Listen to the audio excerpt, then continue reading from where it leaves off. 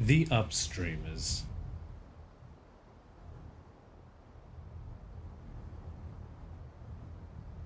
Strong winds have always blown across this vast grassy plain. Perhaps the area's topography has something to do with it, but the direction of the wind remains constant, irrespective of the time or season. From east to west, from the horizon where the sun rises to the horizon where the sun sets.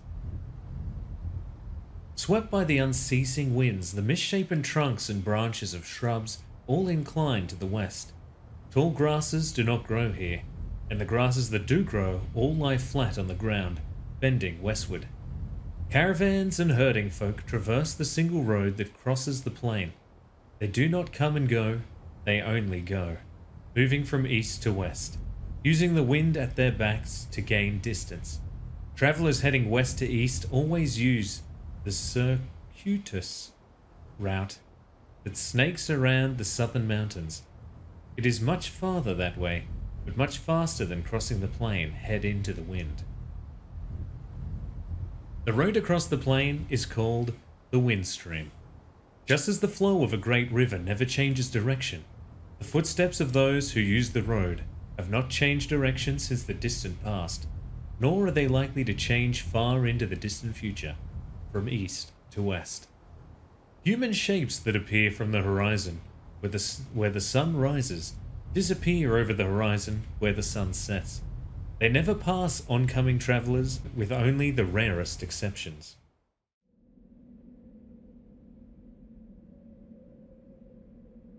The first time she passed came on the windstream. The girl was just an infant.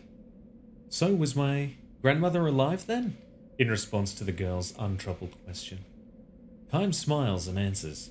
She was. And I remember what a nice old lady she was too. Looking back down the road, the girl points toward the line of hills fading off into the distance. My grandmother crossed 7 hills on her journey. Is 7 a lot? Uh-huh. Grandma lived a long time. Most people end their journeys after 5 hills. The people they leave behind build a little grave where they ended their journey, and then they keep traveling. The girl points down at the ground, where she is standing. This is as far as I've come, she says with a proud, happy smile. The religion of the girl and her family professes a pious belief that if they devote their lives to walking eastward against the flow of the wind stream, they will arrive at the easternmost source of the stream itself. People call believers in that religion the Upstreamers. The word carries a hint of fear and sadness, but also a trace of contempt and scorn. The Upstreamers are devoid of worldly desires. They live their lives for no greater purpose than traveling eastward on foot. They are free of doubt. They give birth to children en route, and they continue their journey while raising their children.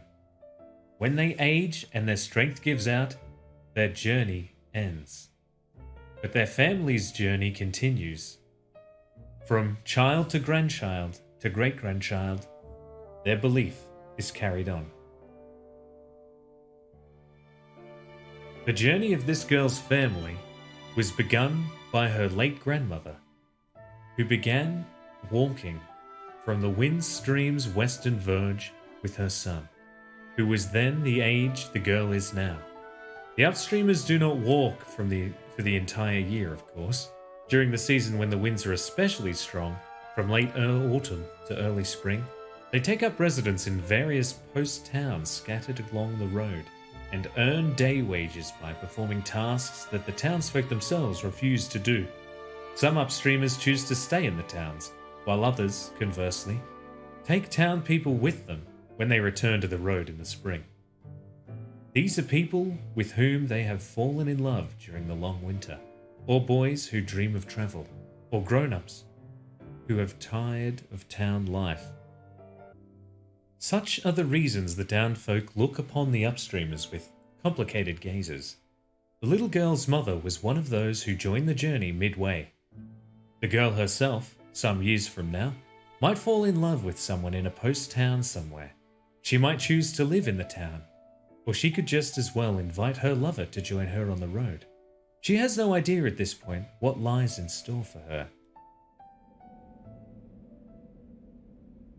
The girl's father calls out to her. "Time to go!" Their brief rest is over. She seems sorry to leave and stands up reluctantly. "Too bad," she says. "I wish I could have talked with you more. We have to get to the next town by the time the snow starts." Constantly exposed to the headwinds, her cheeks are red and cracked, her lips chapped, but her smile is wonderful as she wishes Kym a safe journey. It is the serene smile of one who believes completely in the purpose of her life, without the slightest doubt. "Will I see you again somewhere?" she asks. "Probably," Kym answers, smiling back at her, but he can never match that smile of hers. He is now in the midst of a journey that will take him beyond the western end of the Windstream. He heads to the battlefield as a mercenary, and by the time the western battle is over, a new battle will have begun in the east. It will be a long, cruel journey with nothing to believe in. When he meets the girl again along the way, Kym's smile will have taken on even more shadows than it has now. Perhaps as a parting gift of sorts, the girl sings a few short lines to him. "This wind, where does it blow from? Where does it start its journey here? Does it come from where life begins? Or does it begin where life ends? Goodbye then," the girl says, trudging on, one laboured step at a time, hair streaming in the headwind. 10 long years have flowed by when Kym next meets the girl. It is spring, when the grassland is dotted with lovely white flowers. She has become the wife of a young man who does tailoring and shoe repair in one of the post towns. "This is my 3rd spring here," she says, patting her swollen belly fondly. "In a few days, she will give birth to a child. She will become a mother." "And your parents?" Kym asks. She shrugs and glances eastward. "They are continuing their journey. I'm the only one who stayed on here." Kym does not ask why she has done this. Continuing the journey is one way to live, and staying in a town is another. Neither can be judged to be more correct than the other. The only answer for the girl can be seen in her smiling face. "But never mind about me," she says, looking at him suspiciously. "You haven't changed one little bit from the time we met so long ago." For the 1,000-year-old Kym, 10 years is nothing but a change in season. "Some lives are like that," he says, straining to smile. "Some people in this world can never grow old, no matter how long they live." He looks at the girl, now grown into a woman, and wonders again, living through endless ages of time, is it a blessing or a curse? Kym's remark hardly counts as an explanation, but the girl nods with a look of apparent understanding. "If that's the case," she says, "you should be the one who goes to the place where the wind begins. You'd be the perfect upstreamer." She could be right, after all. The lifespan given to humans is far too short for anyone to travel against the flow of the windstream, as far as the starting point of the wind. Still, Kym responds with a few slow shakes of his head. "I'm not qualified to make that journey." "No? Anybody can be an upstreamer. Anybody, that is, who wants to see where the wind starts with his or her own eyes." Having said this, however, the girl adds with a touch of sadness, "No one has actually seen it though, I guess." The place where the wind begins, that place is nowhere at all. Even if, after a long journey, one were to arrive at the eastern end of the windstream, the wind would be blowing there too. And not just an east wind, west wind, north wind, south wind. Winds without limit, without end. Human beings, who cannot live forever, daring to take a journey without end. This might be the ultimate tragedy. but it could just as well be the ultimate comedy. Kime knows one thing, however. One cannot simply dismiss it as an exercise in futility.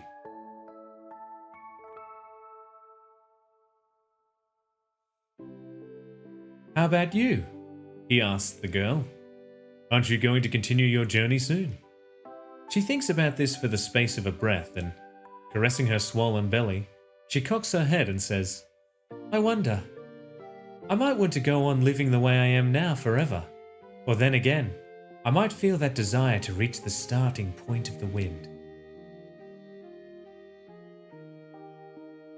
All the Upstreamers, without exception, say that you can never know what might trigger a return to the journey.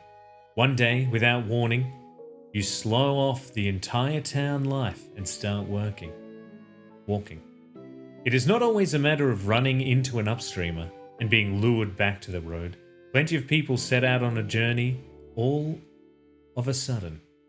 The teaching of the Upstreamers says that all human beings harbor a desire for endless travel. They probably are not aware of the desire because it is stashed away so far down in the breast that it is deeper than memory. The instant something brings to the surface, a person becomes an Upstreamer. Even you have the desire, the girl says to Kime. I wonder. It's true, she says. No question. The look in her eyes is as straight on and free of doubt as it was the last time he met her. Fixing him with that look, she points to her own chest. I haven't completely lost it myself, but I'm sure you're happy with your present life. Of course I am. Do you really think the day will come when you will want to set out on the journey, even if it means giving up that happiness? Instead of answering, she gives him a gentle smile. Many years flow by, but every now and then something reminds Kime of the girl's words, that everybody harbors a desire for endless travel. For Kime, living itself is a journey without end. In the course of his journey, he has witnessed countless deaths, and he has also witnessed countless births. Human life is all too short, too weak and fleeting. Yet the more he dwells upon its evanescence, the more he feels inexplicably that words such as eternal and perpetual apply more properly to life, finite as it is, than to anything else.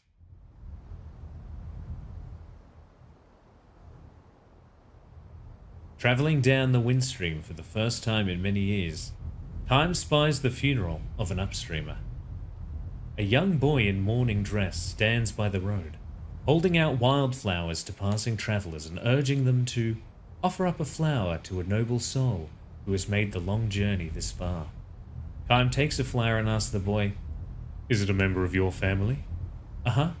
My grandma. The boy nods. His face, the image of one Kime knew so long ago. The old woman lying in her coffin must be the girl. Kime is sure of it. Grandma travelled a long, long time. She brought my daddy with her when he was just a little boy. See, that hill over there?